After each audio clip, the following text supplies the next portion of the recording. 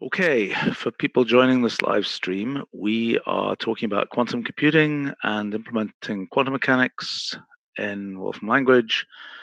This has been a long-running series of discussions. I actually think we made off live stream yesterday. We made some nice progress on what to do, for the key idea here is to not try to make everything into a matrix. To instead use the fact that we're capable of having associations and deeply nested and sort of sparse associations, instead of trying to pretend that every combination of every set of product states is unrolled into just a straight matrix. And I hope Michael and Jose in particular may not have heard any of this stuff. By matrix, you mean a density matrix? No, I mean structurally a matrix. Okay, in our language, that's what I mean. So Jonathan, did you? Okay, so let's see. I just sent it to you.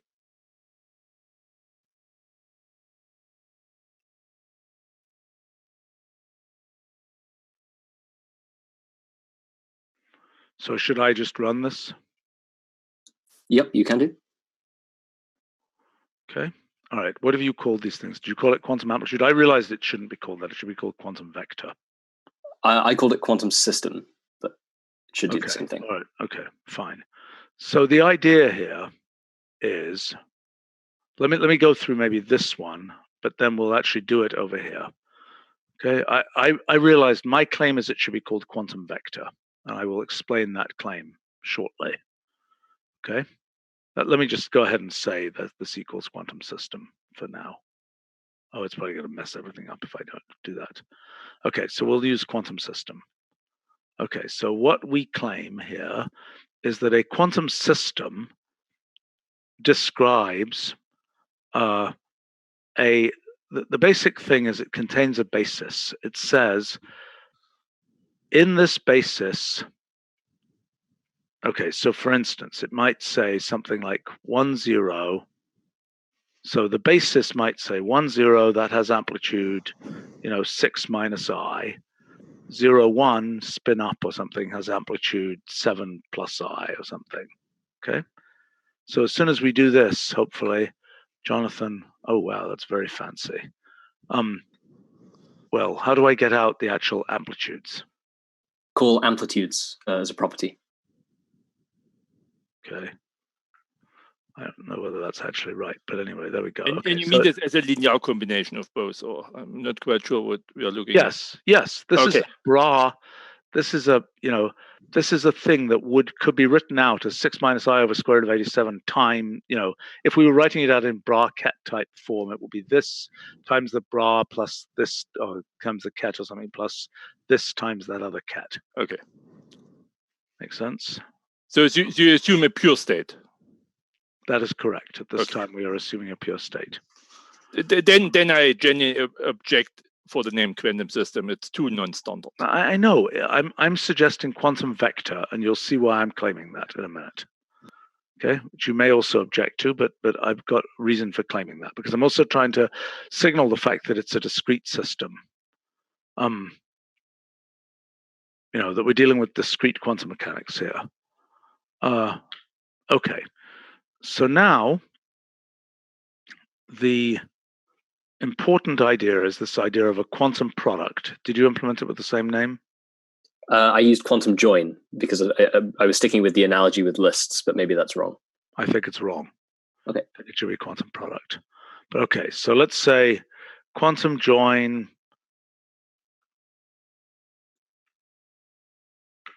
That should be a list. Sorry. That's even more reason to not call it join. Yeah. Okay, magnificent. Okay, this is where things start getting interesting. So this is now, there is no matrix here. There's no matrix in the sense of, we could imagine that there's an 8 by 8 matrix. Okay, am I making sense? Yes, I'm following. Okay, but I'm saying there isn't an 8 by 8 matrix. Instead, I'm sorry, no, a length 8 vector. Sorry, that's what I meant. Length 8 Right. vector, whose elements are the somehow unraveled, unrolled, and re-indexed pieces of this product states. Do you get what I'm saying? I'm saying we don't do that. We just say the amplitudes are given by this association, where each product state, each basis, each product of these basis elements gets a certain amplitude. Am I making sense? It's a different representation of the same idea, right? It is, yes, but the very, very important thing is we don't have to hack it with matrices, with vectors and matrices. Right. Okay. But in this case, you only have separable states so far. Right. You haven't yet created an entangled state. Okay. All right. So now what do we do next? Now we have this notion.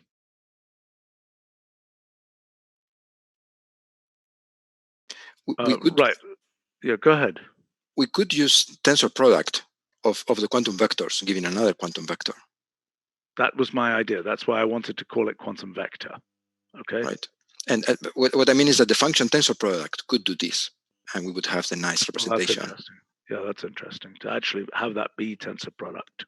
Exactly. And we have the nice representation of its escape T product, escape T asterisk escape.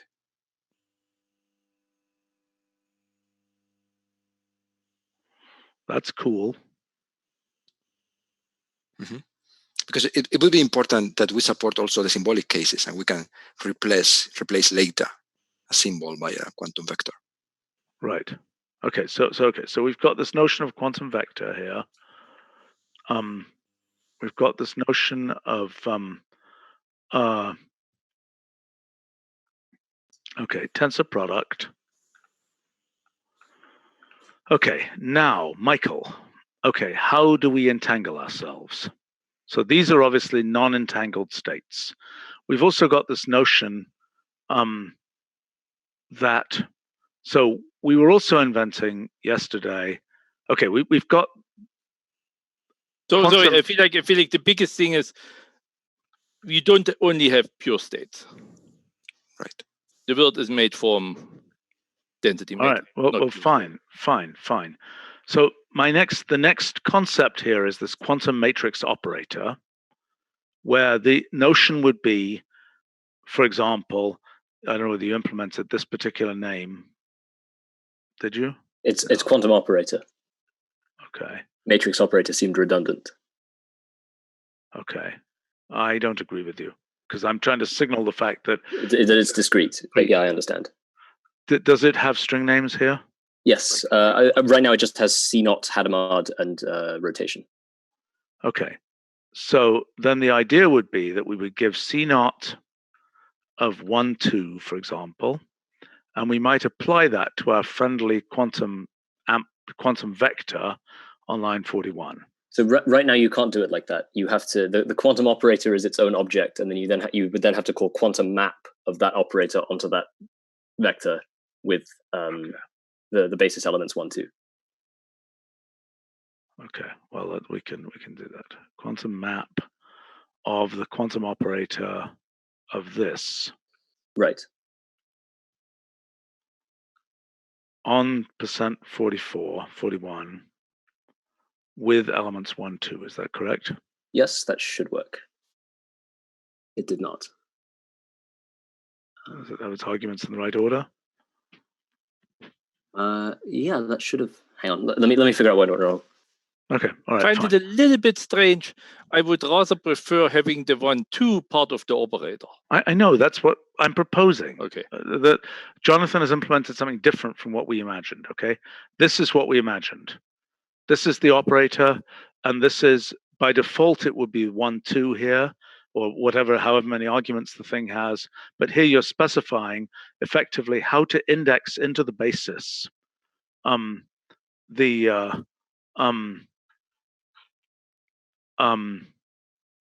But could you not envisage a situation where you would just want to specify a quantum gate without having to say how it kind of wires into other things? To have just like a standalone C0? Yes, absolutely. So quantum matrix operator of C0 would be a symbolic thing that hasn't yet been curried effectively into the right places. Right? I mean, this is some kind of generalization which I don't yet understand of currying, I claim. But it seems that Jonathan is following the subset map paradigm. Yeah, that's what we want to do. This is a subset map. This is the subset map paradigm. That is the operator form of subset map. If I my analogy would be that the operator is the function in subset map, so that you should have a separate quantum map function which takes. Okay, that's a different issue. That's a different issue. I'm not sure I agree with that.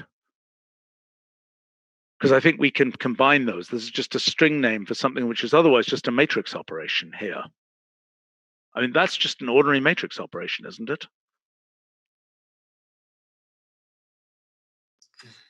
I think so. Yes.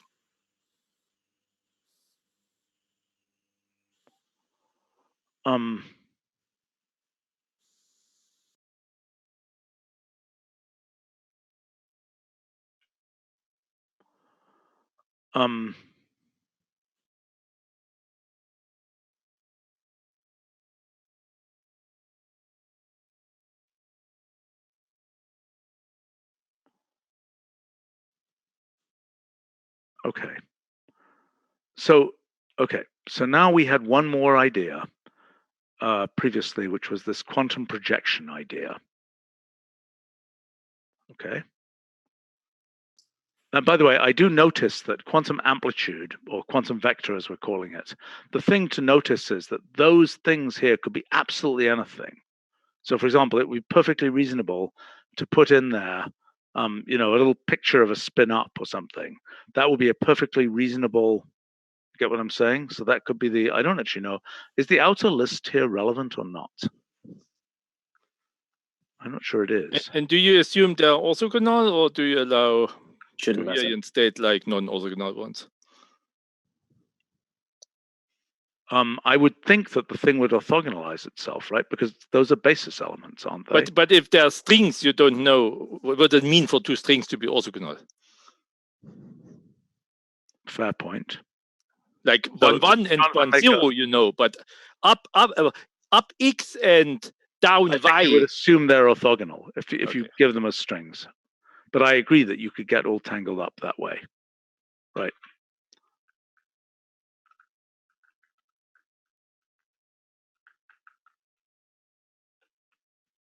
Okay, so the other concept that we had was this quantum projection concept, which might be wrong, which just says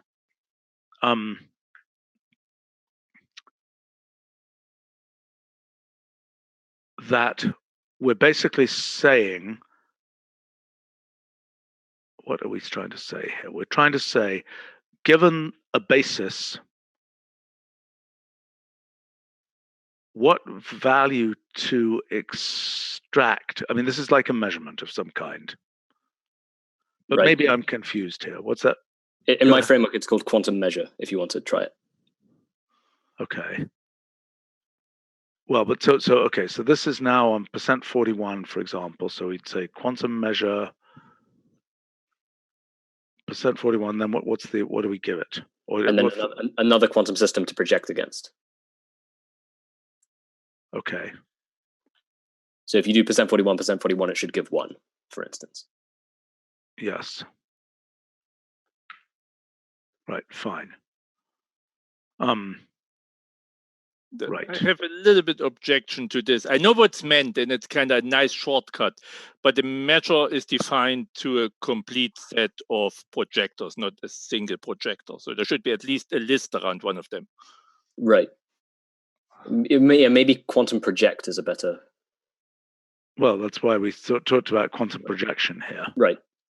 But this is okay. So Michael, I'm already confused now, as I always get confused. So that's kind of like that's basically with the human looking. It's not just basically you measure and you still have all possible outcomes. You already selected even one. That's basically 2 steps in one. Normally you measure a certain observable, represented through a matrix. And you get with this probability this, with this probability this. And then you decide as a human, I look at this one. And then you have done the full projection of the waveform. You know, there are kind of two steps here. I get it. So we may have to break that apart. Okay, so where did we miss on the entanglement stuff?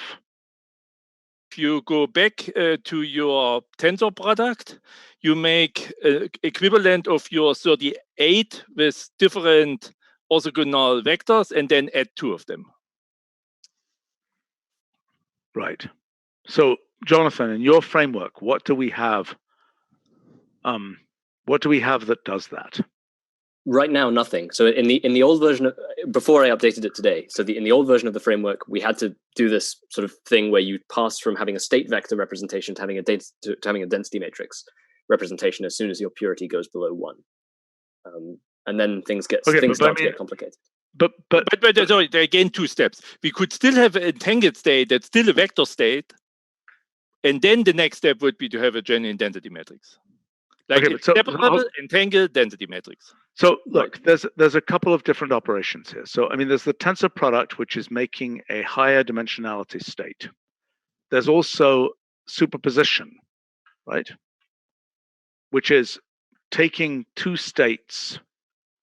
I'm a little bit confused by this. I mean, which you did in the 1D case, or we already have superposition. That's already handled. I see. So wait. So the superposition that you would imagine, the way superposition works is you would say, if you've got 2 states and you want to find the superposition of them, that what you would say is quantum vector of the association, quantum vector of blah, arrow something or other, quantum vector of blah, arrow something or other. Is that what you mean?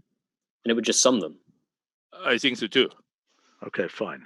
That's already handled by the framework we have. Yeah, Okay. The problem is what happens when your purity is no longer 1. In effect, when you can no longer, because right now, you can still trace out individual subsystems. In fact, I have a function for doing that, which is quantum extract. What happens when that fails to be the case? Then it gets more complicated. How do you create something which has to be represented by a density matrix? You, as Jonathan just said, you trace out particle 3. Okay, so how does tracing out? Okay, so the thing that we've got, this quantum projection thing, is the way we're doing it here is not the same. That's like a multiplication of a bra and a ket type thing. The projection thing. It's a sum of them over multiple vectors, not just one.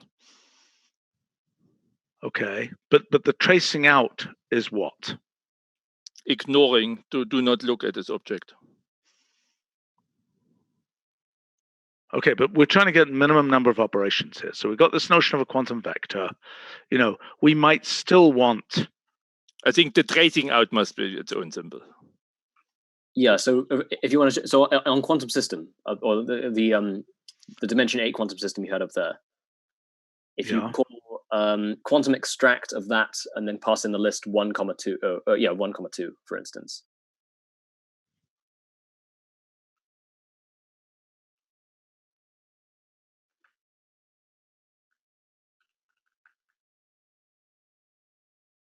Doesn't seem to know about. Oh wait. What's going on?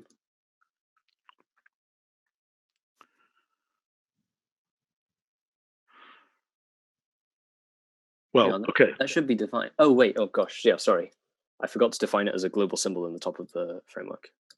All right. But anyway, what that does is it takes a partial trace. It traces out the 3rd subsystem, so you're just left with 1. Okay, so what does it return then? Another system. And what is that system? So is that again represented? Wait a minute. I don't understand. This looks like something. This isn't a density matrix representation. This is just a pure, sort of pure state combination of basis states, right? Right. So as Michael was saying, there's really a 2-step process here, right? So you would do a partial trace of one subsystem out, right? So then you have something that can still be represented as just a state vector, a flat state vector.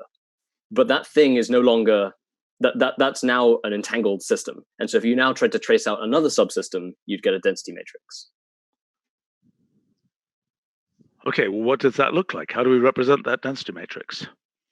I don't know. I don't know how to make that work with this. It is basically in the outer product of your states, of your vectors. Okay, so let's look at what we would do then. So the density matrix, okay, so what you're saying then is that there's a different thing here. So there's a quantum vector, and so in this way of thinking about it, there will be a... So I feel like the commonly accepted terminology would be state for both vector and matrix.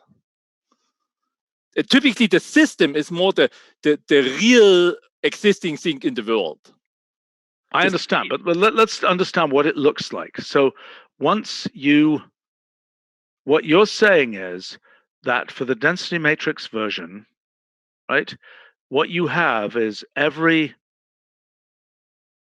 what do you have? You have, I mean, a typical density matrix, you would have, the rows are labeled by the vectors, the basis vectors, and the columns also.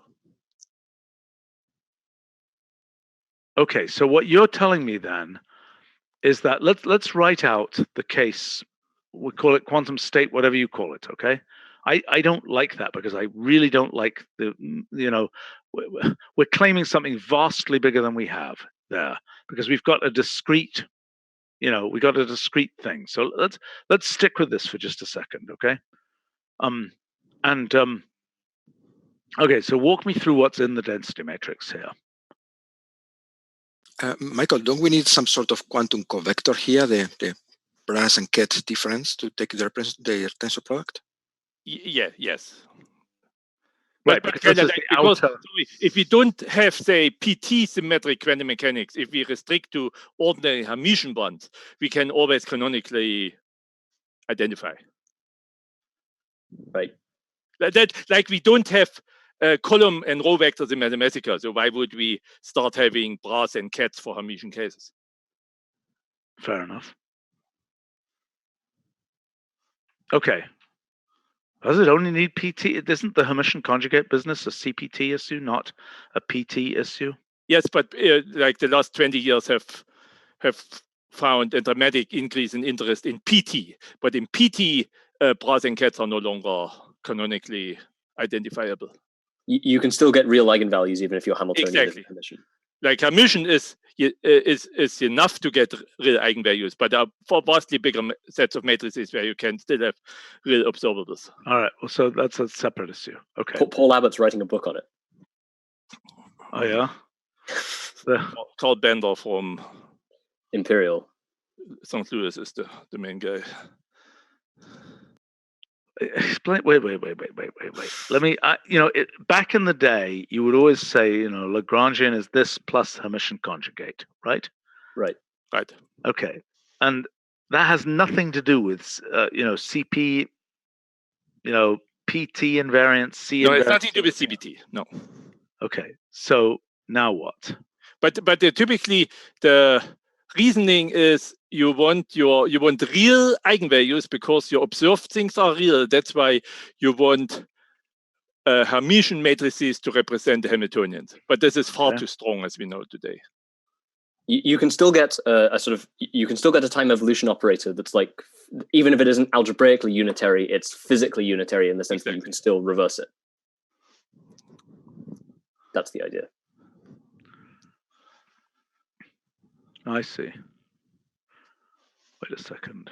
And I guess the question is, do we want our system to be sufficiently general that we can support this? Well, it would be nice to worry about that, but let's worry about other because things. The price for this is we do have to have Brass and Kets. We are no longer enough with one. Yeah. And what do we believe physically in this? I mean, other than when does this case come up? Other than as a mathematical amusement? It plays a big role in the now so hot topological insulator business. Okay.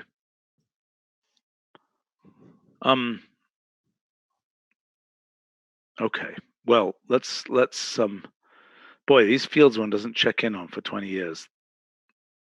They mostly don't change, but anyway, unless the whole thing is revolutionized, which this one hasn't been. Okay. So yet. Okay, but so back to the density matrix version of this. Okay, so the basic point is this really isn't, the density matrix is the thing that you get, instead of, is the square of this creature, right? That's why it's not quite. This is the uninteresting case. The density matrix is if you have an outer probabilistic effect, like 20% outer probability of this and 30% of this, then it's no longer a pure state. Yeah, I understand. But how do we represent? Okay, what is your proposal for how to represent the density matrix? Okay, so this one here is a pure state. It could be basically like we could skip the density matrix and have a quantum vector that has as argument vectors and probabilities.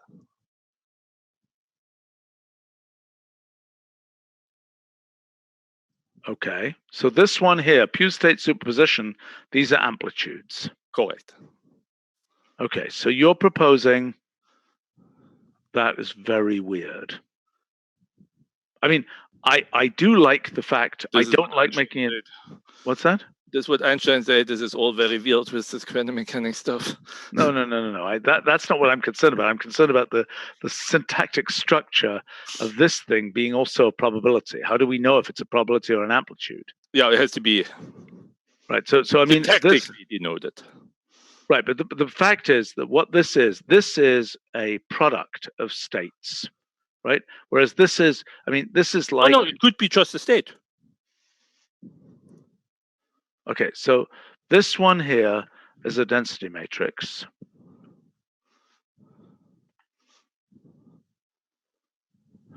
Look, the usual way you get a density matrix is by, you get it with the outer producty thing with the cat bra thing, right? But this is a density matrix that is totally equivalent to a vector. That's the uninteresting case. Okay. Well, how do I get this density matrix? By having so let's make a 2D system with spin up and down. So you either make the superposition of 30% up plus 50% down, which is a pure vector state, or you have in 30% of the cases it's up and in 70% it's down. Now you have a density matrix. What are you talking about? No, you haven't distinguished those two things. One of them is an amplitude superposition. Correct. And the other is a statistical ensemble. Exactly. Two pure states. But is that enough? What about correlations? What about the off-diagonal elements of the density matrix? Right. Yes. What do you mean, yes? Those aren't probabilities in the density matrix. They're still complex numbers, right? In the density matrix, the off-diagonal elements. Yes, they can be. I just try to describe what's the simplest way that requires a density matrix. No, I understand, but what I want to know is what's the general. Isn't it the case that something like this, that every one of these will always be a pair of our. Am I confused? Aren't the elements of a density matrix described by pairs of pure states, indexed by pairs of pure states? Yes. Right.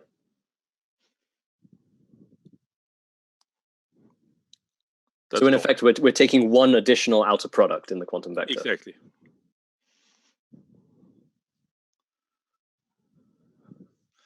Right. So, okay.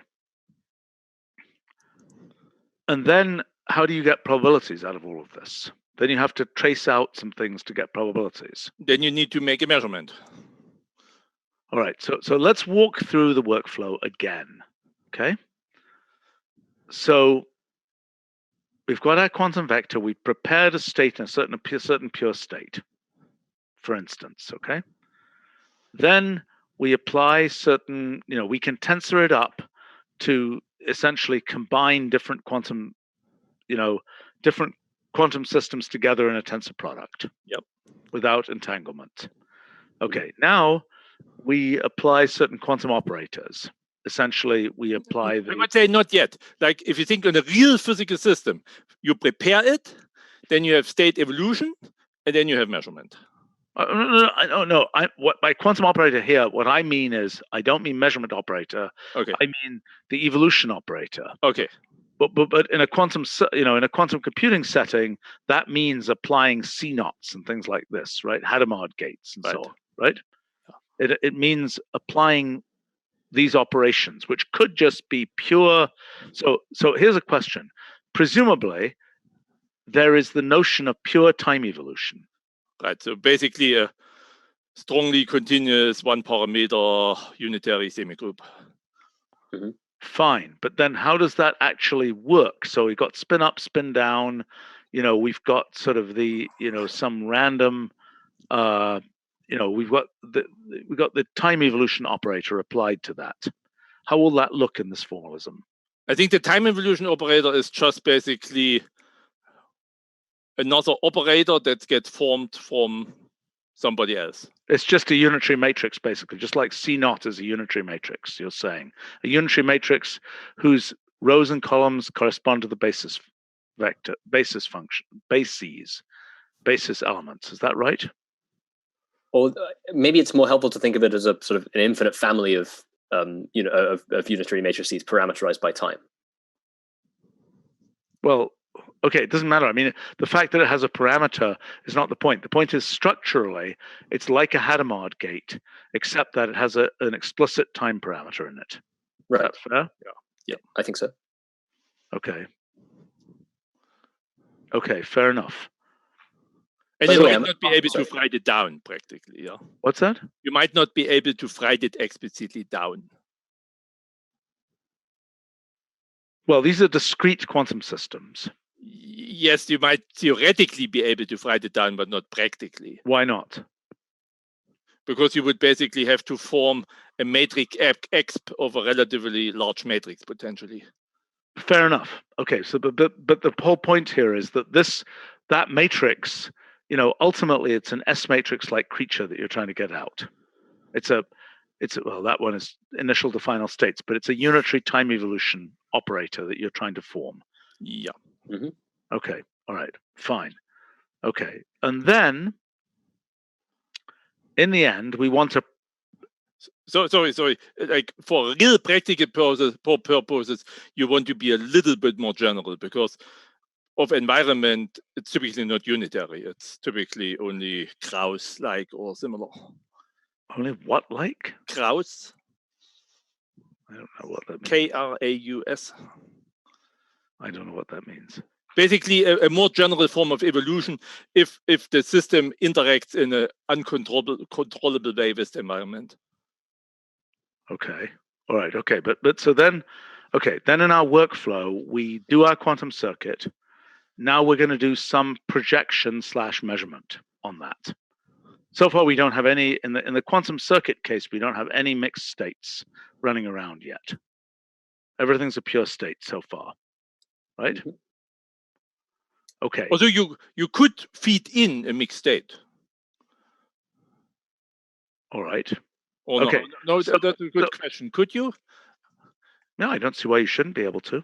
No, I'm not quite sure how practically to do this. Because you have basically a number 1, 2, 3, 4, 5. Once you have a density matrix, I'm not sure what to give on each port. Well, no. That's the whole point. The density matrix is telling you, look, normally you give a certain amplitude, and in that amplitude is an amplitude. Look at our case here, right? There's an amplitude for this configuration. Yes. Right. Okay, so the density matrix is saying, we don't know. It's saying, yeah, you should be able to do this. I mean, if it's a finite temperature system or some such other thing, you should be able to give it a density matrix, and then you should have evolution for the density matrix, right? Just like you can have evolution for the pure quantum state, you have evolution for the density matrix, and it will work the same way, I think. Yep. The only thing that changes is whatever technique you use to extract things has to fail in the density matrix case. Okay, but the main point is the evolution operator is applied to these left-hand side state descriptions, and then the thing rejiggers itself once it has. No, wait a minute. What happens here? So the C0 gate applies itself to this thing, for example. Okay, returning a combination of multiple ones of these with certain amplitudes. Is that correct? Mm-hmm. Okay, and then this thing has to unscramble itself to produce a result that just says thing goes to amplitude. Okay, so I claim essentially the same structure is what would work for the density matrix. Yeah, I agree. Okay. So I have to say, I think that this can't be the same object. I think this has to be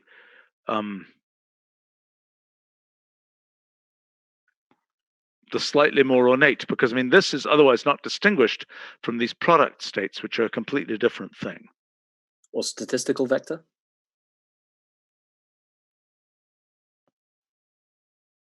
Maybe. I mean, I don't know. So you're saying, because if the ultimate objective is to have it have the same basic structure as a vector, as a quantum vector, but with probabilities instead of amplitudes. Well, so maybe it's a quantum probability vector. You want to make it explicit that it's a statistical ensemble, but not that it's a matrix, I think. Well, who says it's the main thing, it's probabilities, not amplitudes here. Right. Okay, but then, okay, at the end of the day, we got to be able to get out, these are the probabilities for these outcomes, right?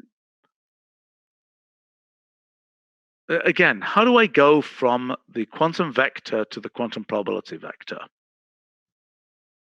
Effectively, the quantum amplitude vector to the quantum probability vector. You give it, every observable corresponds to a Hermitian operator, so you give it this matrix that represents the observable you want to measure. And then apply Born rule. Okay. So, but the observable we want to measure, is it self-represented? Is that not correct? That's like this projection thing where the observable is effectively another one of these quantum vectors? Another quantum vector, yeah. No, I think the observable is a sum of projections.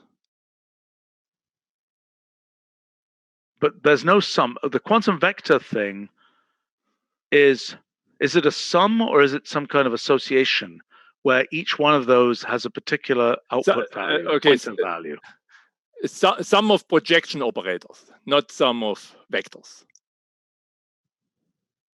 Like think on a spin with up and down. You can either decide to measure up or down, but you measure basically right, and each one has a known outcome. So effectively, what you're saying is, I claim that the answer here is that there's this quantum projection thing, and that what it says is you have your state here, and then your projection is something like another state, quantum vector, arrow, up, for example. Another quantum vector. Yeah, I'm here. Can you hear me? Sorry. Yeah. Another quantum vector, arrow down. So my claim would be, I might be wrong, that this is that essentially what you're doing is you're projecting, you're saying, yeah, more or less. This is the pure state that corresponds to up. This is the pure state that corresponds to down. Yes. Now project against this, and then what do you get out from that? So sorry, but I think kind of in general, say you measure the spin in Z component. So typically you don't already have a decomposition in the basis, but it's equivalent to having a decomposition in the basis. But wait a second. So what are you suggesting the syntax should be? What you have here right now, but just the second one is a operator, a matrix. Wait. This, does it this or is it not this? These are the eigenvalues or the eigenvectors of the matrix that is measured. Okay, so what are you suggesting that be in the other case? Some quantum operator. Well, that's a matrix for us. That's a matrix relative to the basis. Right? Yes. That's all we're saying here. This quantum matrix operator is just... Okay. Really? Both should be allowed. Okay, so wait a minute. So this, you say, can be an operator. Like you can't have a measurement device that measures just the spin down. You measure the spin and then look how often you got down. No, I understand, but this is just a matrix operating on. It's a matrix where the basis is specified. Yes. Actually, in this case, hold on a second. Hold on. You're saying that the full form of this operator is actually something, it's not a genuine ordinary matrix. It's a thing that has to say, up, down. So, that this thing here might be essentially, okay, let me be very extreme here, sort of up goes to down,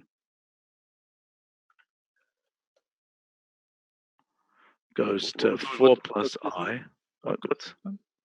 Well, because I'm explaining. Oh, I see. Okay. Matrix, yeah, I see. Right, that has some, up goes to up. These are components of the matrix. Yeah. Now that's an alternative to what we've got up there is whatever. But it should be probably more up, down to be mimicking consistent with the density matrix.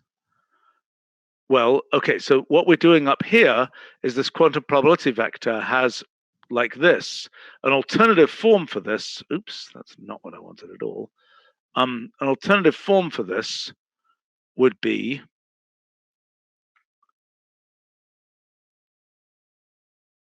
something like this.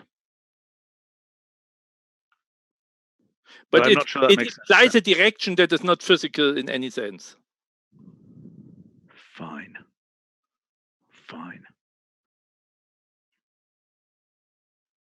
We could do that. No, I'm not really that serious about that. Okay, so what you're saying down here is that instead what we should be doing here is mirroring the quantum probability vector and doing this. Is that right? That the structure of one of our quantum operators appears to be, although I don't understand this, exactly the same as the structure of the quantum probability vector. Quantum vector, surely not. No, quantum probability vector. That's what Michael is saying. Even though the entries can have complex values? Well, no. Look. The left-hand side is pairs of quantum vectors. Right. Okay, that's the difference. Right. No, I understand the keys themselves have the same structure as the keys of the probability vector, but the thing on the value side looks more like an amplitude vector. I agree. Is that right, Michael? Yes, and we need, of course, then the diagonal elements. Yeah. Well, they're just things where these are identical, right? Yeah. Yes. Okay, so that's the matrix operator. Now, but this is relative to the basis. Typically, we want to express. I know, but that's the basis is right in here. Right, the quantum vector contains. I assume QV stands for quantum vector. Yeah, but that's wrong because the quantum vector contains the basis and an amplitude, right? Whereas what this is not that. It's a basis element. That's what I'm saying. Right. Okay. Okay. Fine. I understand. Whoops. Basis element. So again, how is that different from the structure of the quantum vector? Because it's pairs of basis element. Oh no, it's not this different, is it? I think it's exactly the same. Tensor product thing. Yeah. Right. That's a one level of tensor producting of the quantum vector, which is another quantum vector. Right. Okay. So I agree. It has the same structure. Okay. Good. I thought I was going crazy. Traditionally, the only difference would be that the first one was daggered for the matrices and not for the tensor products of vectors. But if we are saying that we can describe these without daggers, then it's the same. Which has daggers? Of this, the BE1 has a dagger. Right. So when we are dealing with matrices, we typically have linear combinations of things that are like ket, tensor product, bra, and things like that. Not ket, tensor product, ket, which is the vector. Right. Okay. Well, okay. So there's issues about Hermitian conjugates.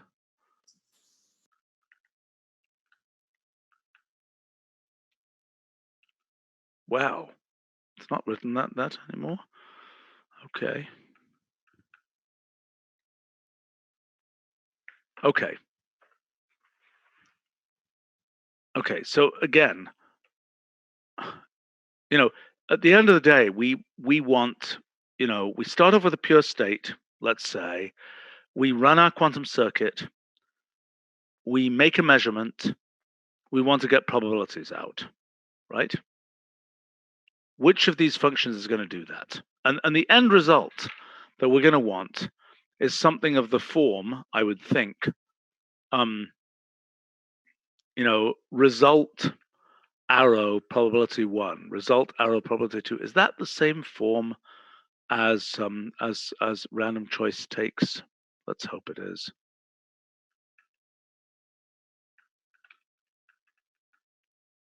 And so that association is just a kind of mapped form of quantum projection, or generated by a mapped version of quantum projection.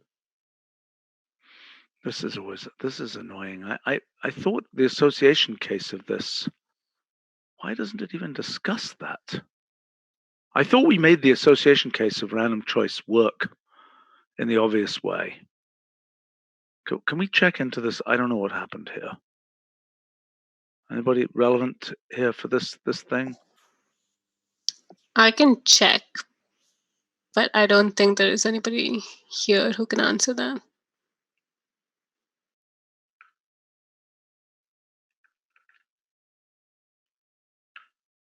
Ugh, silly me.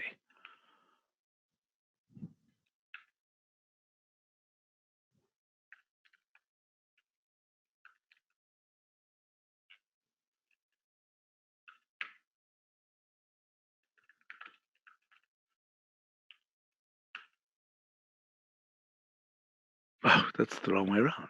Wait a minute, what's happening here? Reverse. I think it's just taking the values.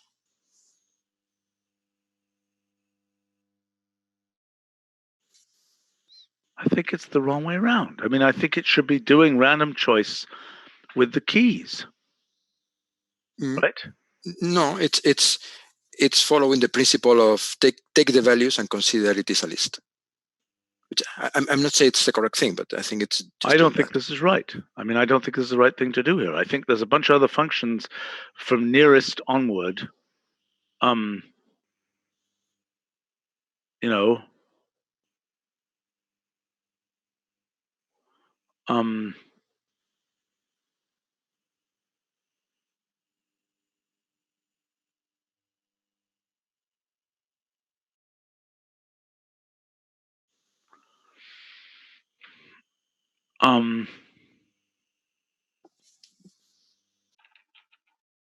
Okay.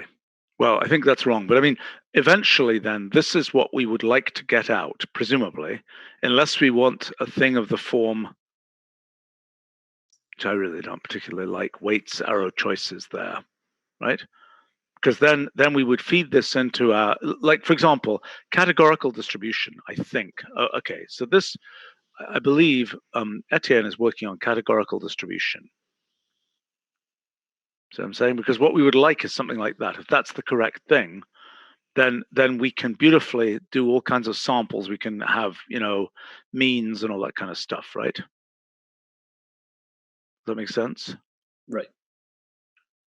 Because that's what we eventually want to get out from our quantum, instead of getting the answer 7 or something, we want to get out a categorical distribution of the results, right?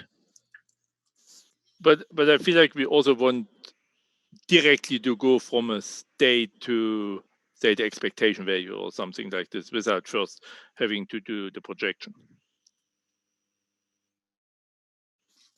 We also have empirical distribution. Fine. Getting the expectation value. I mean, Michael, if what we ended having to do was to write expectation of, and then some whole quantum blah, blah, blah, blah, blah, I think that would be quite beautiful. I think so. That's what I'm saying. Kind of, we shouldn't have to go through first getting the probabilities and then going up again. It can be a one shot. No, I understand. Well, you mean, but implementationally, I don't know what happens implementationally, okay? But conceptually, if this quantum blah blah blah returns categorical distribution, and then expectation operates on categorical distribution and gives the result 7.2, we're in good shape. Why is it not just discrete distribution? I don't know. Okay. I thought it was this. I thought this was because this has the notion of a discrete result, right? It's not 1, 2, 3. That's the whole point. That would be discrete distribution. It's here, red, green, blue, each have probabilities. That's a categorical distribution, isn't it? I see. Yeah. Fine. Actually, this expectation here isn't even right, because that there isn't an expectation. If it's red, green, blue have certain probabilities, the expectation doesn't have a meaning. It's only an expectation if there's if there's numbers there, right? If otherwise it's red plus a half green and things. See what I'm saying? Yeah.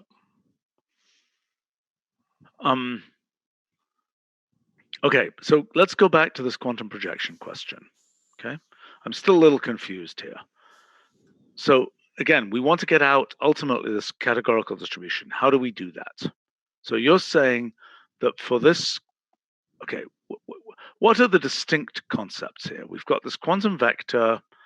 We think we've got a quantum probability vector, which is the mixed state version of that. I have to say that if we're going to do this way, I would have thought that quantum pure state and quantum mixed state would be the better names. What do you think? Doesn't that kind of go against your emphasize it's discrete It does, philosophy? which I don't like. Well, why not vectors? Pure vector, mixed vector.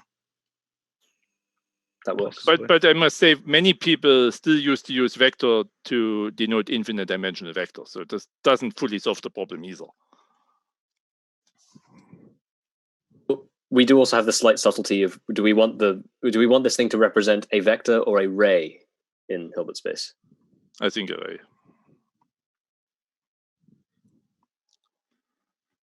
You mean with respect to the normalization and things? Yeah. Right.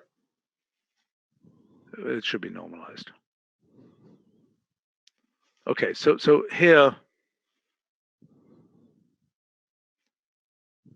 I mean, look, the full version would be pure discrete state.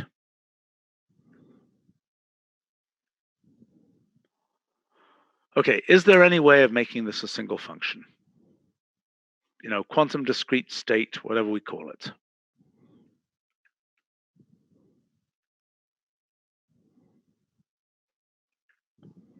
Could that be a single function, both the density matrix version and the, I mean, it probably could be, because, I mean, we could certainly have something that just says pure, it could be as simple as just saying pure or mixed here, and then giving the association. I mean, it's kind of cruddy.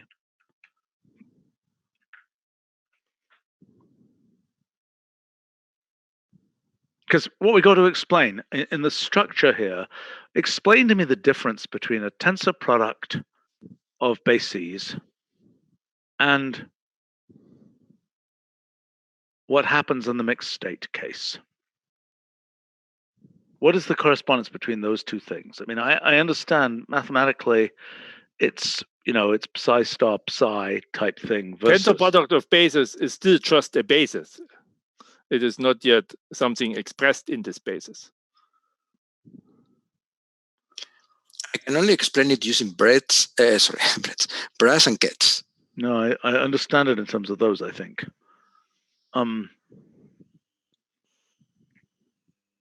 Well, I'm not keen on doing this. I would prefer to have something like this, quantum discrete. For example, we could have quantum discrete state and quantum discrete mixed state.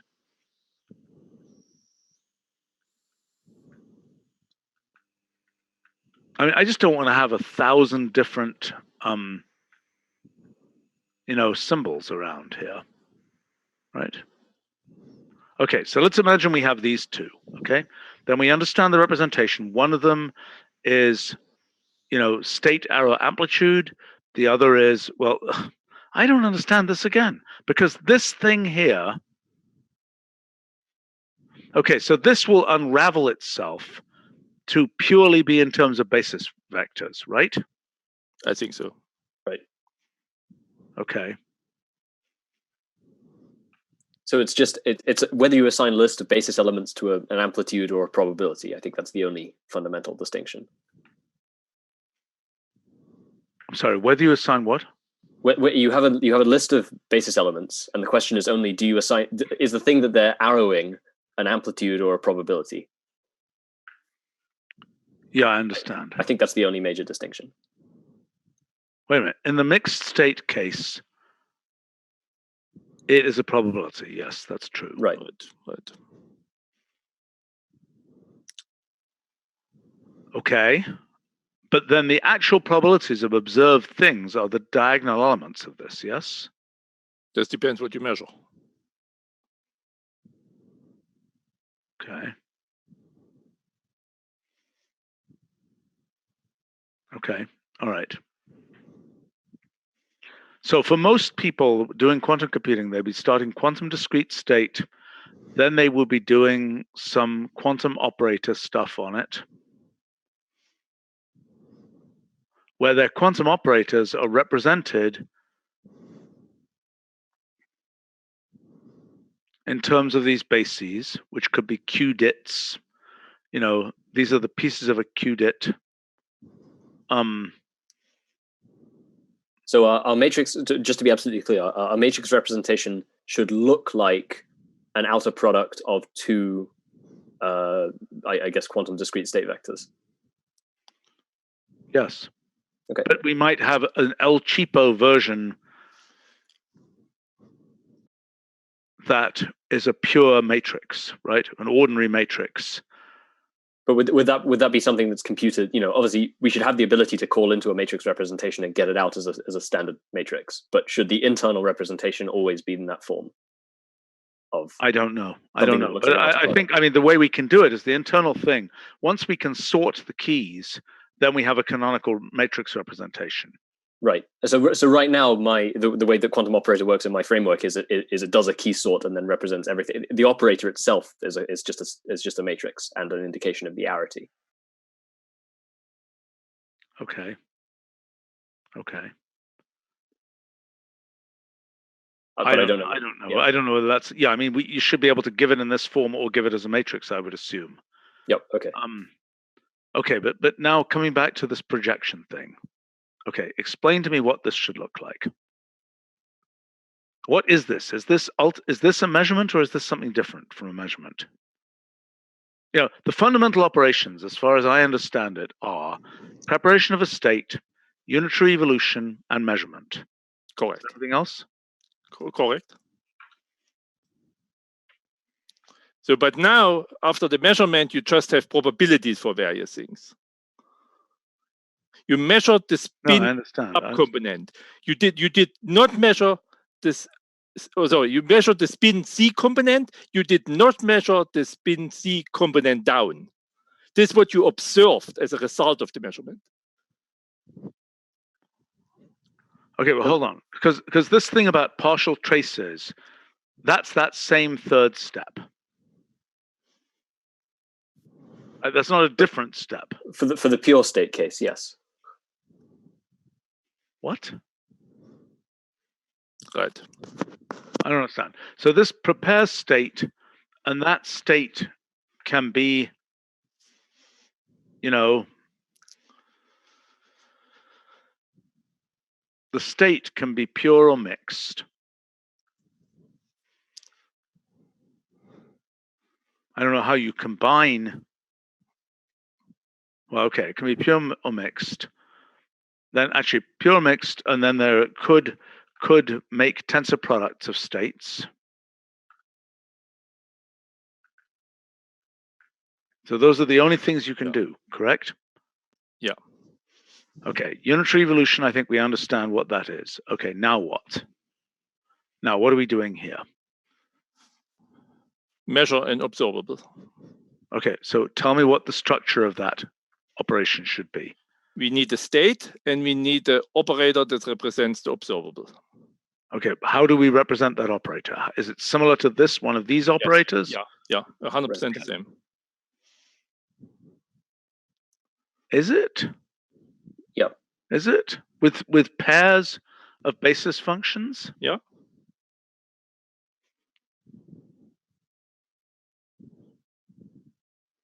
Okay. Like think on spin in Z direction. You measure this thing, so it's this little 2 times 2 Pauli matrix. Yeah. Okay. So Okay. Okay. So you're making the argument here. Okay, so basic functions. You're saying, okay, so let's list these out, what we think they are. Quantum discrete state. Quantum discrete mixed state. Okay, tensor product. Okay, now for the unitary evolution, you're proposing that we essentially have a quantum operator, and that then there's something that applies the quantum operator. That might be a little bit too restrictive. I really think we should prepare for non-unitary things. Which means doing what? You don't have a single operator, you have a list of operators, the so-called Krauss operators. Okay, fine. But are you saying that we need a quantum apply operation? I think so. Okay. That was my whole rationale for having quantum operator distinct from quantum map. Okay, so quantum apply takes an operator and applies it to a state. Okay, but having said which basis things, like a 2-3 or something, applied to a state, right? In other words, we could as well, if it was just the operator without any of this kind of fancy footwork of selecting those sub-pieces of the state, we could just say operator of state. Right? The reason we need quantum apply is to make that quantum operator be, the quantum operator doesn't live in the sort of space of the basis elements. It's not my preferred syntax. It's not necessarily. How would you do it? I would like, the operator is a certain physical procedure. It is not an abstract C0 gate. It is a C0 gate between 2 and 3. So the op and the 2 and 3 have to be grouped. Okay. Okay, so you're saying then that this is quantum operator. I'd like to call it quantum matrix operator or something, but anyway, let's not worry about that for a second. Quantum operator of the pure matrix here, okay? Then the elements it applies to, and then applied to the state. So in this case, it would be.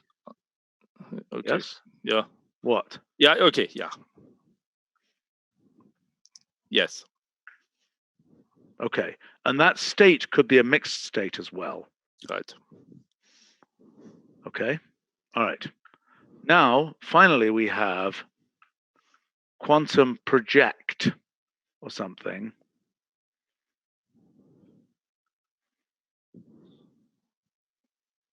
Hard to read as quantum project. Okay, so now what does this look like? This says quantum projection of something onto a state, right? Okay, what is that something? That something is itself has the form of the first argument of a quantum operator. Is that true?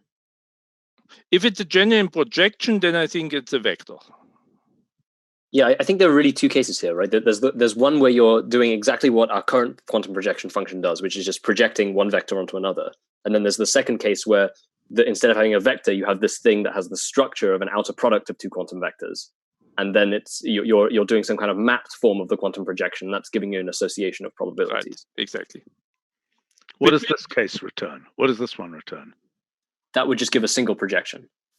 What do you mean by a single projection? You mean So exactly what we... Yeah, no, a real number.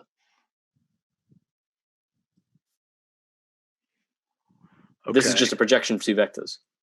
It's exactly what quantum measure does in the current framework. Okay, so then if you say, what here? You have a pair of these, or what? You have multiple ones of these?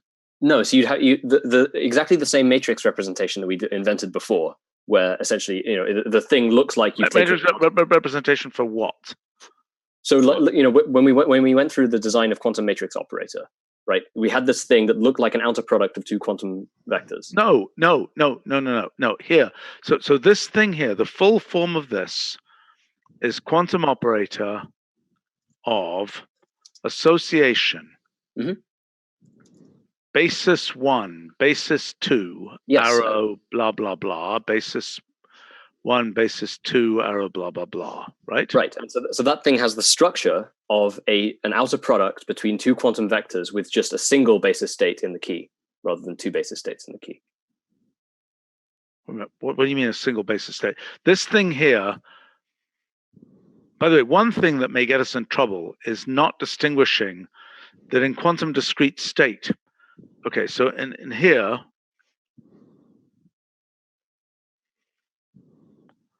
the typical form would be basis 1, basis 2 goes to amplitude, right? Right. Which means implicitly that list means those are an outer product state. That's a product state. Right. Right? That's the only point What's that? That's the only point that I was making, is that it looks like it's an outer product of two things where the keys are lists of length 1 rather than of length 2. See, if we really wanted to be precise, we would say something like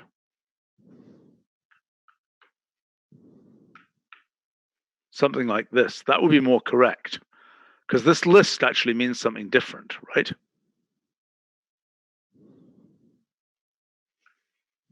That would be presumably the true version of what that left-hand side really is. It's a tensor product of those basis elements. Mm-hmm. That would work for symbolic cases. If they are truly vectors, then the multiplication will be performed. Yeah, well, that's horrifying in its own right. Okay, but I mean, okay, fine. Okay, so my point is, it's a bit of a hack to call the tensor product. It's a slight hack to use lists to represent tensor products.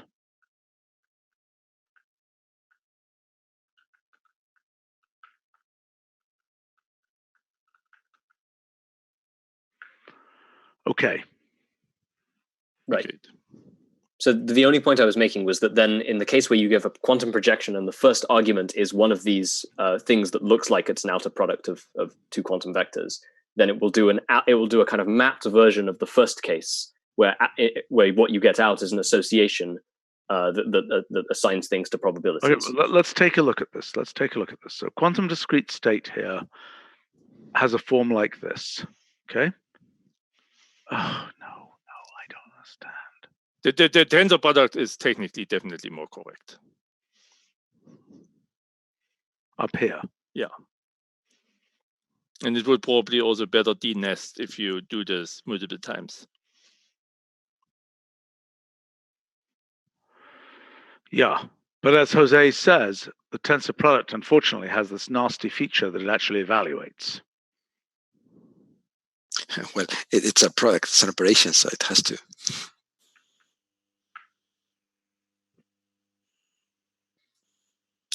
We can put inactives there. Ugh. Bluff. Well, we could also call that quantum product and have it be a different thing.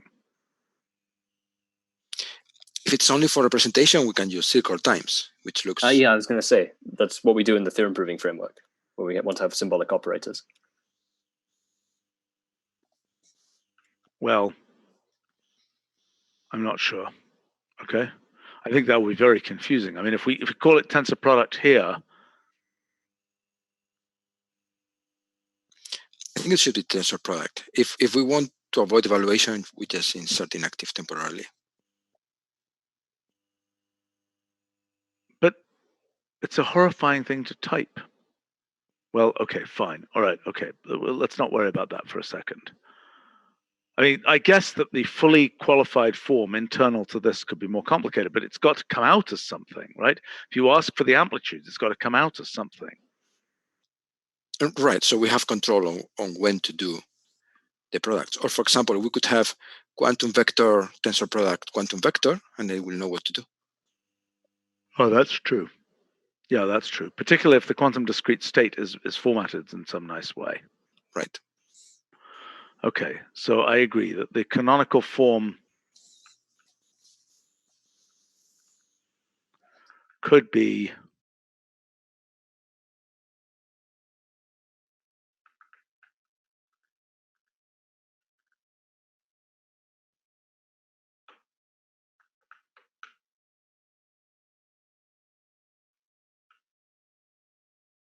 yeah, that's reasonable. Okay. Yeah, all right. I mean, particularly if that formats as a ket or something, that would be cool. I don't know if it can. I Okay. was actually just going to say this. I mean, the vector representation of a basis is in some sense something like you go, say, in the precision representation. In the abstract Hilbert space, you have only a bra and a ket. So we could have just bra of 1, 2, 3. What would that mean? It is basically bra of, and then basically you write which basic vector you have. So you have three particle system where you denote your 3 basis vector, like particle 2 is state 2, particle 3, 3. Should it be in a list there, or should it be in a? I mean, that's the tensor product of those things. Correct. Okay. All right. Okay. Let's keep going down here. Okay. Okay. Tell me what this should be in our new representation down here. What should this be? The quantum projection operator. I think a projection operator does exactly what this first line there shows. But there's something more like a quantum measurement that is more general. It's not a projection.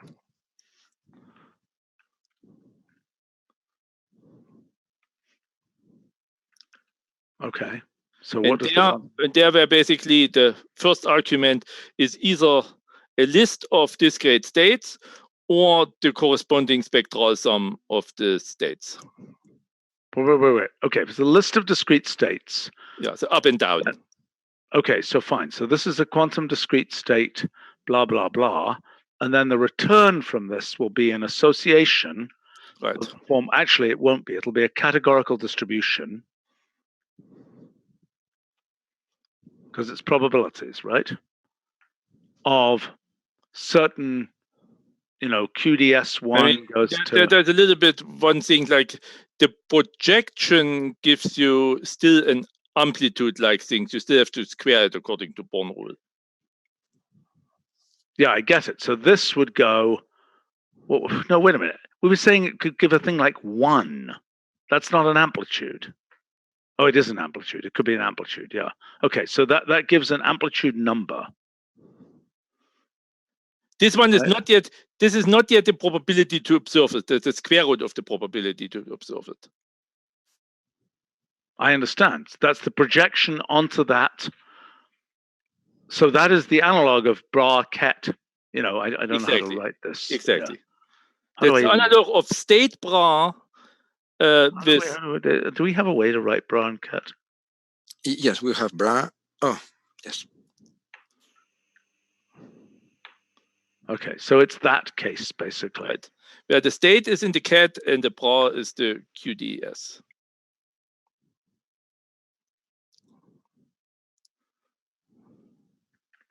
At least conventionally. Yeah. Okay. Fine. I don't know what happened to that thing in the middle, but anyway, we'll worry about that later. Okay. So quantum measurement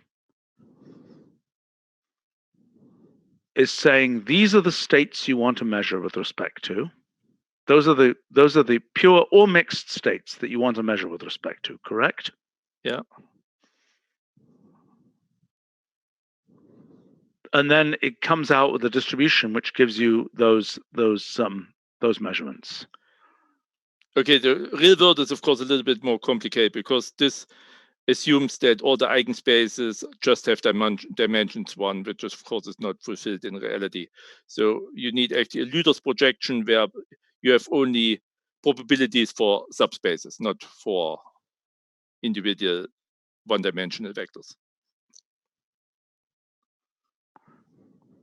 Okay, hold on. Let me understand that. So you're saying it could be the probability that we got out of K0 long or something, which is a superposition of things. Is that your point? Not quite.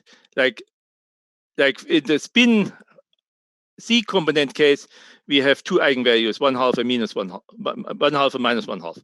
But for more complicated operators, the subspace associated with a certain eigenvalue can have a dimension larger than 1. So it's a subspace. It's no longer just a vector. So how would you represent that here? That's why I bring it up. We need a representation for subspaces. Okay, walk me through this again. So a subspace which is not a tensor product. That true? Would that be, Michael, a linear combination of vectors of that subspace? The subspace is spanned by linear combination of vectors, correct? But it's many combinations. Yeah. It's a subspace. Okay, hold on. Tell me how this works again. So you're saying, in this case, you're saying I say I want to measure with respect to these particular quantum discrete states. But what happens? No, once you have discrete states, everything is fine. But there are many observables whose eigenstate or his eigenvectors are not all one-dimensional. Okay, so you're saying sometimes I want to measure. Okay, so you're saying the measurement could require a subspace here. For instance, yeah. Okay. How would we represent that? Isn't that just a case of having a list of quantum discrete states rather than just a single quantum discrete state? We already got a list of quantum discrete states. This depends how we interpret the list. A nested list, right? So you're giving the spanning set of a subspace. And then the categorical distribution, the keys would have nested lists. I think you can treat it in exactly the same way, just having a list rather than a single state. Michael, what do you think? Probably. There's yet another case.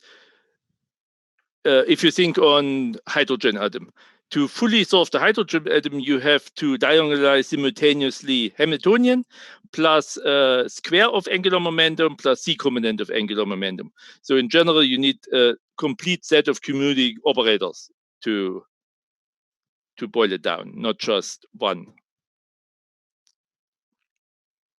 What's your point? That you can't make. I mean, the case where we have. Okay, so we have a state, and now we perform a measurement. Yep. There are various degrees of generality what this means to perform this measurement. Like you can just measure the Hamiltonian, but you can also measure Hamiltonian and square of angular momentum at the same time, because they're at the same time. Sure, but so what? I mean, so why isn't that two? You're saying that we would get correlated results for those two? Correct. They're not kind of one-time this, they go together. Multiple things are measured at once. Yeah, I understand. It's So the how does that relate to the signal. subspace? No, that's right. That makes sense. But so now, The subspace is related to the sense of if you only measure the Hamiltonian and not the square of the angular momentum, then unavoidably the subspaces are degenerated. So the first argument needs to be a list. The first argument has to be something reasonably general to accumulate all cases. right? But then what would happen is in the hydrogen atom case, in the end, you get a categorical distribution of, essentially N, L, and M. Yeah, right. You'd get the n value. We might even have, let's be very extreme, n value of 1, L value. Let's do L value of 0, M value of 0. Right. That goes to whatever. And this is kind of the form that we would want it in, I would think. Modulo, of course, kind of the N, L, M are not immediately represented the basis syntactically, but yes. Wait. Those don't form a basis, right? They are. I mean, these are the eigenvalues, but the corresponding eigenvectors form a basis.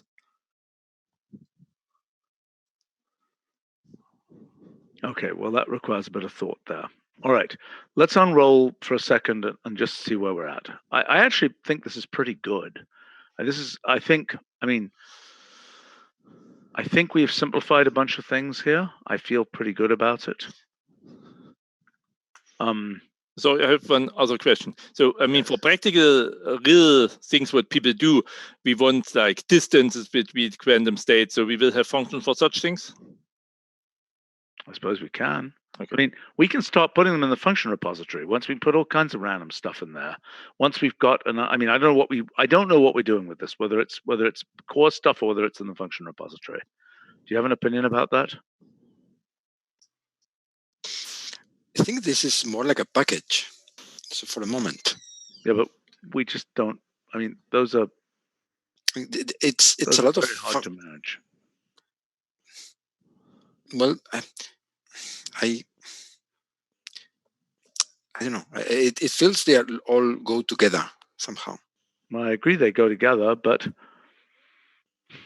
I mean, quantum mechanics has been around for 100 years. Maybe it's time to build it into the system.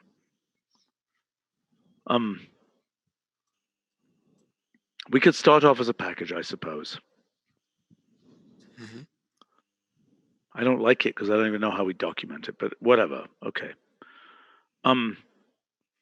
So, well, let's try to actually do this with this design and see where we get to. I mean, this is not really that different from what we've had before, I think. Is that a true statement? I mean, it has some small syntactic differences, but it's pretty similar to what we had before. Yeah, this won't take very long to implement.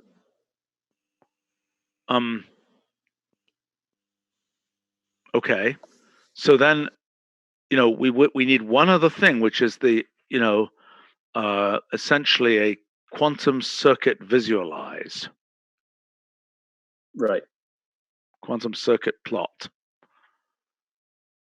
which takes that combination of quantum operators, the composition of quantum operators, right? So it's a QO at star, QO at star, whatever, right? That thing, and can visualize that. Does that make sense to people? Yep.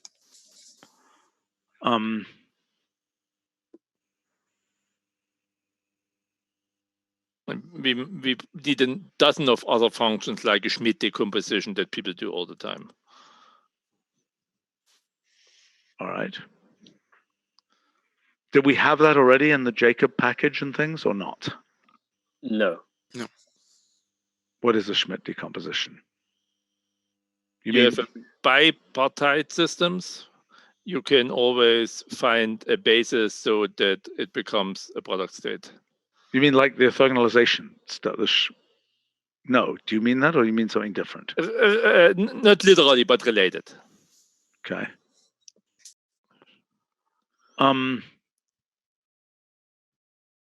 Okay. Okay, so you're claiming there's a few other utilities which we need. I mean, given that we're putting this in a package, functions are cheaper, and we might need other utilities here. So I'm still a little bit worried about this basis representation. Like, okay. if you are what we call the computational basis, this is all dandy. But if you go to a non-trivial basis that you express through the first basis, through some operation, it becomes pretty ugly. What you mean is that we need a function to change basis. Yeah, but what is the result of changing the basis? That's now this long string. So what? I mean, so long as the user doesn't see it, why does that matter? I mean, then it is at least correct. Okay, let's take spin a half particle. So we typically take up down, but also left right is a nice basis. And Yes. Expressing left right every time through up down is incomprehensible. Well, why aren't you just naming? I see. So, but if you just name, you don't have access. What's the relation between them?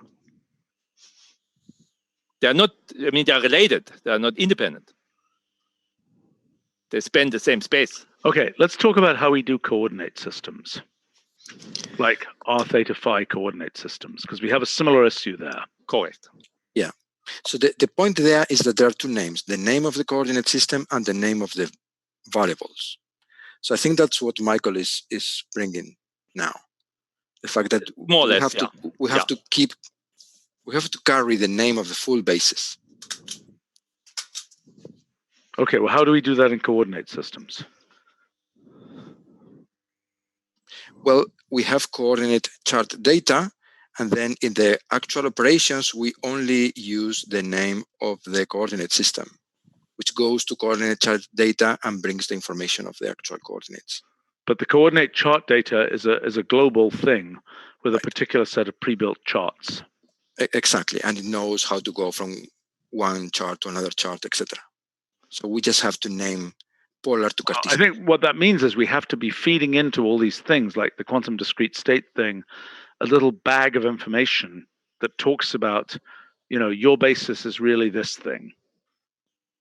So and I want to change basis, say. I want to go from a C component to a Y component basis. Well, but then what would happen is you would refer to your Y component thing in the first argument, but the second argument would contain sort of the backtrace of what you have to do to get from the Y component thing to something you can actually compute with. Is it worth having a separate symbol that's basically an association that says, for this basis element, here's how to represent it in terms of some other set of basis elements? And then passing that in as within every finite dimensional state? Well, yeah, I mean, that's what we would have, is something like a quantum basis. Right. But that doesn't need to be any more complicated than an association, right? I don't think so. So Bob on our live stream is pointing out in ket notation, you add a subscript to denote the basis. Right, that'd be a nice typesetting. Right. Yes. Okay, so then what we could imagine here is this thing. Okay, so include e.g. quantum basis.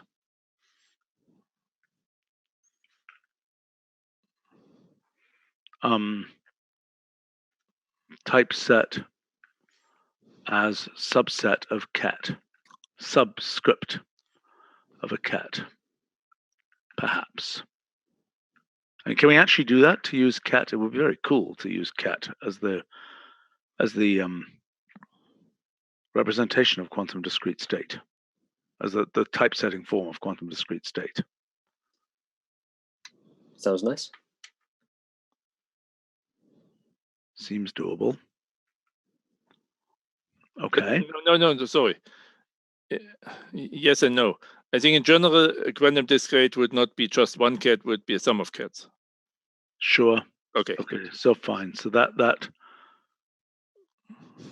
Yeah. Yes, I'm it not sure. represents one abstract symbolic cat, but the one in basis, you typically need more than one. Yeah, I understand. So it's not completely clear how to do that. But I mean, this typeset form here seems unuseful. Well, anyway, okay, it's something for now. Okay. All right. So among the things that we need here, so we're obviously going to have string named standard quantum circuit operators. Do we need some standard measurement operators? I already have some of those. I have the sort of sigma X, sigma Y type measurement operator things implemented. Okay. How about the quantum circuit plot? Where are we at with that? Jacob had a version working. I can port it over to my framework reasonably easily, I think. Good. Okay. Question, are these names right? So the only one that seems very, very ponderous, I mean, quantum discrete state is pretty ponderous.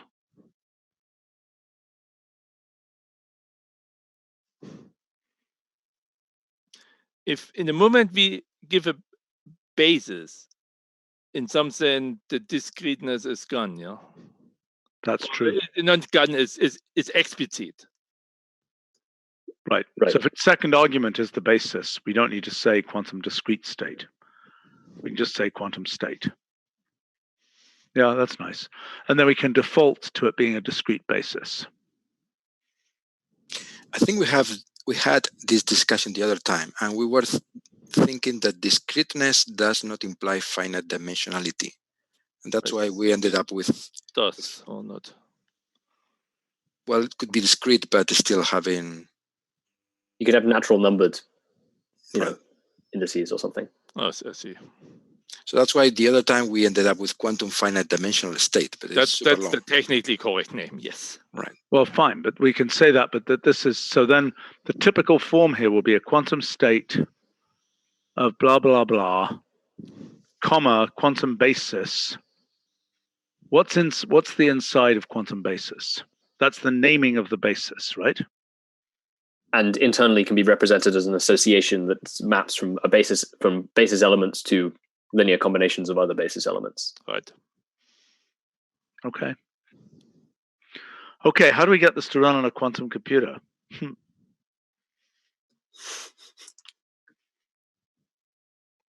Isn't there not this package that provides compilation from this other mathematical package? I don't know. I mean, honestly, I'm so deeply skeptical about this whole business. I mean, so what we will have here is something which computes. To run this on an actual machine, we will need something, a quantum export or something. That's what's called the universal Q compiler, which goes from a version of mathematical implementation of this to the actual code that the IBM Q runs. Okay. So it's a quantum evaluate. And you feed it pure states and things, and it gives you, presumably, quantum evaluate, presumably the way it looks is... No, you feed it a quantum circuit. Okay, so you feed it some kind of quantum operator combination, and you have to give it an initial state, don't you? No, this depends on what the machine runs. What do you mean, what the machine runs? The actual physical realization of the thing. I don't understand. The quantum computer. I want to factor 15. I mean, I've got to give some initial state to say what to factor, don't I? Or are these quantum operators the things that set that up somehow? That's a good question. I think you do need to specify a finite dimensional state. There might be, yeah. And then in practice, for one of these things, you will want to say run it 100 times and give me the results. Right. My view would be that quantum evaluate should just have a method option that defaults to a local classical simulation where you can also specify run it on Q. Yeah, but this, notice that this doesn't give the categorical distribution. This actually gives Right, but as Jose was saying, it could return an empirical distribution. Oh, I see. Well, that's the right thing for it to do, yeah. That's a good idea. Right. Yep, that's the right answer. Well, there it is. Okay. Now let's see if it actually works. Ha. See whether the empirical distribution agrees with the categorical distribution.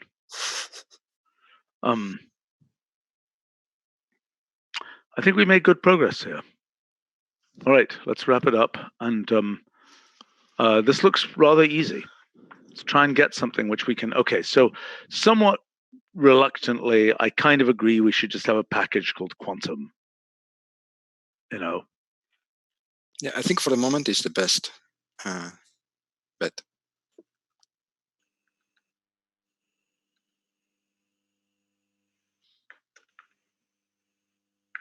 Fine. Okay.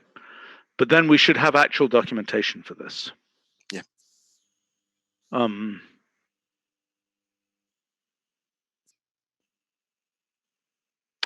Fine. Excellent. All right. Let's see what issues come up. But then, I mean, presumably we can implement the sort of the classic quantum circuits and so on and just, watch them go. Mm-hmm. Okay. Great. And so we might want to somehow incorporate this universal Q compiler package, which is an absolute state-of-the-art mathematical package for factorization. Oh, cool. All right. Okay. Basically, the building of the circuit given a unitary matrix. Michael, I may need to pester you with questions about that afterwards. Of course. I mean, I haven't used it. I just read the paper. Oh, okay. Fair enough. Well, if you could send it to me, that'd be great. Yeah. Thanks. So, I mean, that one is basically a quantum circuit from matrix, is what you're saying. Which basically within epsilon. Because you only have finitely many gates, so you cannot typically exactly realize any unitary. Right. This is the question of what the analog of NAND is effectively for quantum. I mean, if you're trying to reproduce an arbitrary unitary matrix, how do you get that? Right. I get it. Right. Which is non-trivial. No, I know. I thought about this years ago, and I was suggested it as a project at the summer school ages and ages ago to make this. I'm glad somebody's done it. Good. All right. Okay. Let's wrap it up. Thanks a lot, guys. Okay. Thanks. Talk to you soon. Bye. Okay. Bye-bye.